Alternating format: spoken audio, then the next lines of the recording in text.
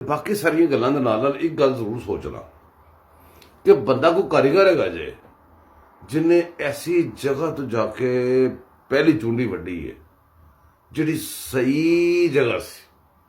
तुसीं देखो ना, गोगी, पिंकी पीरनी ते इमरान खान, एक सारे गैंग माफिया सी। हाली होर विच फौजी भी शामिल ने, रिटायर होन, हाजर सर्विस होन, कोई ब्यूरोक्रेट्स भी शामिल ने, हाजर सर्विस होन, रिटायर होन। उस तो बाद बड़ी दुनिया शामिल है जनाब।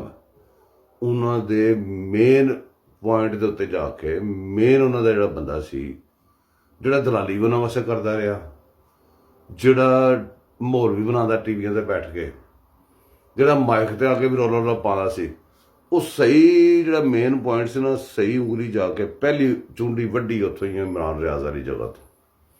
हाली किन्ने सारे इमरान रियाज, किन्ने सारे चार्ली चपलन इहो जिहे बैठे ने, लुके ने, कुछ बोलते ने, कुछ बोलते नहीं जेगे।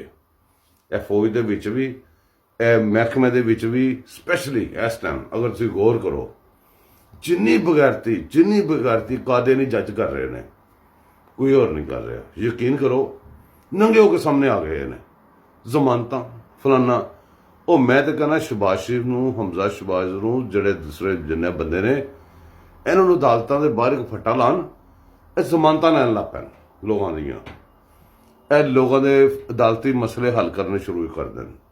ਉਹਦੇ ਬਜਾਏ ਜੱਜ ਅਗਰ ਇੱਧਰ ਮੁਦਾਖਲਤ ਕਰ ਸਕਦੇ ਨੇ ਤੇ ਇੱਧਰੋਂ ਉੱਧਰ ਵੀ ਮੁਦਾਖਲਤ ਹੋ ਸਕਦੀ ਹੈ। ਇਹਨਾਂ ਦਾ ਇਲਾਜ ਵੈਸੇ ਇਹੋ ਹੀ ਜੇ। ਬਾਕੀ ਅੱਗੇ ਤੁਸੀਂ ਸਮਝਦਾਰ ਹੋ।